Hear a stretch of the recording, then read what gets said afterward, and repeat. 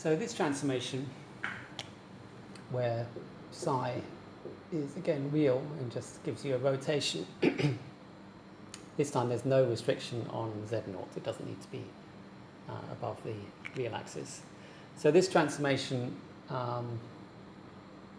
depending on the size of z naught, will either map the unit disk to the unit disk again, or it will map the unit disk to the exterior of the unit disk in the W plane. So if mod z naught is less than 1, it goes to the interior. If z naught is greater than 1, it goes to outside the unit disk in the W plane. You might think, well, why do we need to map the unit disk to itself? Well, the reason is that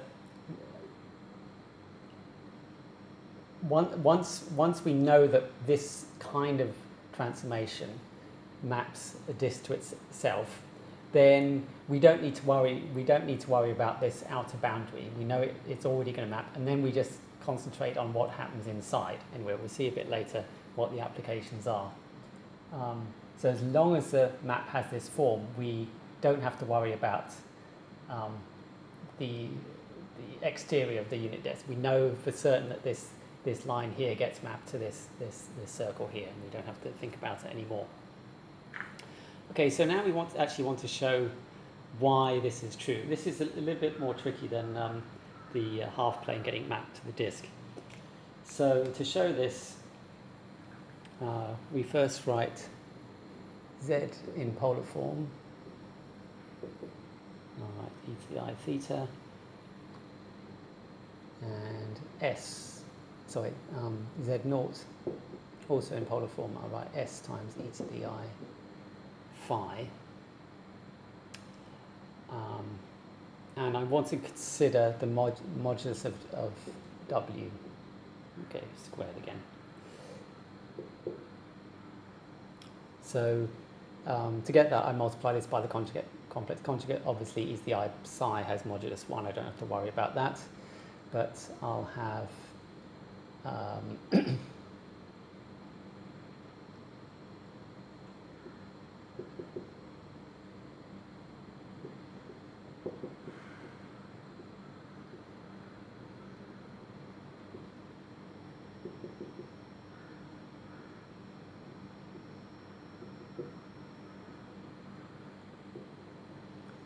on the top, and on the bottom I've got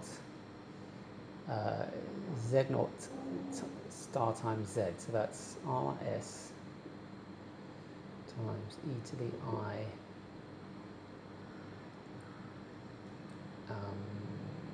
theta minus phi.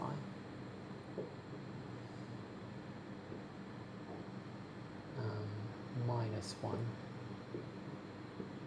And then I'm multiplying that by the complex conjugate, so that's rs e to the minus I minus phi minus 1. So if I multiply everything out,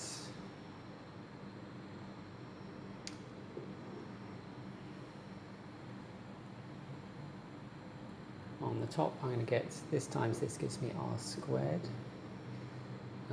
This times this gives me s squared.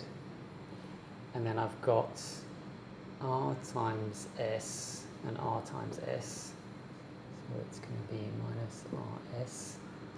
And I've got e to the I theta minus phi. And I've got e to the phi minus theta added to that. So that's actually just cos theta minus phi, or two added together. That's 2 cos theta minus phi. And the thing to notice about this is it's always going to be greater or equal to 0.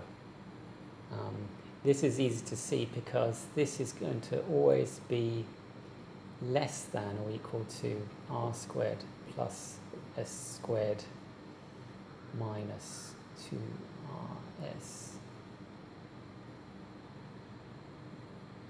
sorry, it's always going to be greater than. Basically because this thing here, so this expression here,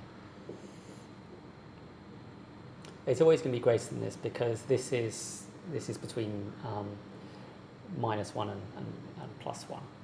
Okay, and this thing here is simply r minus s squared, which has to be greater or equal to 0. So we know that the top has to be greater or equal to 0.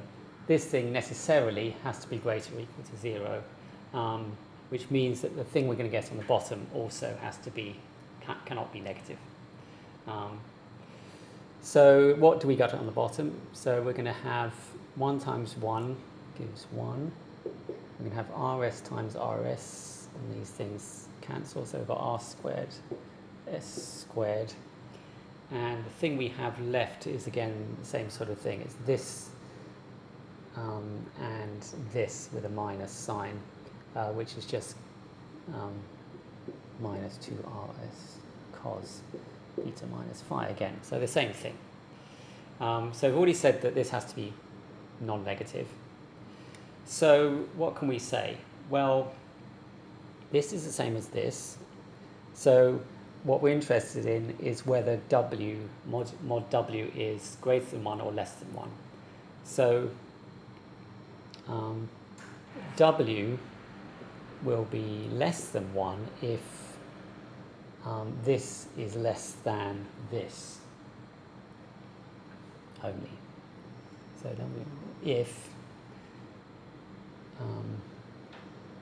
r squared plus s squared is less than or equal to 1 plus r squared s squared. And we can rearrange that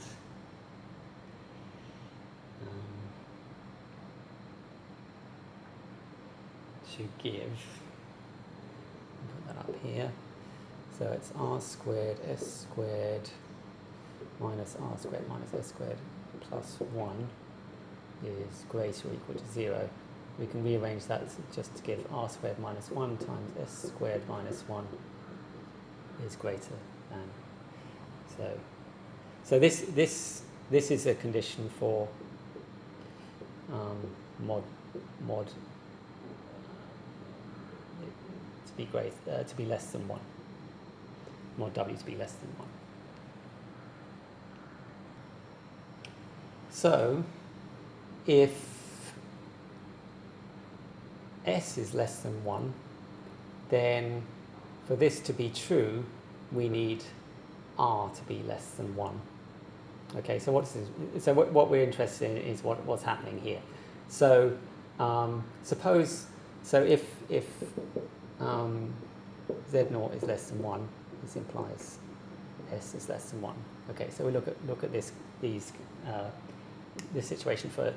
So if s is less than 1, then in order to get w less than 1, this is negative, we need this to be negative, which means this would imply, so r is less than 1 implies mod w is less than 1. So that's basically what we've got here. If r is less than 1, that means mod z is less than 1. So that means that this z is inside here if r is less than 1. This implies that w is inside here. Okay, so that agrees with this statement here. On the other hand, if mod z is greater than 1, this implies s is greater than 1. If s is greater than 1, in order for this to be true, we need r to be greater than 1. So now, if r is greater than 1 and z0 is greater than 1, then we will get inside the disk. So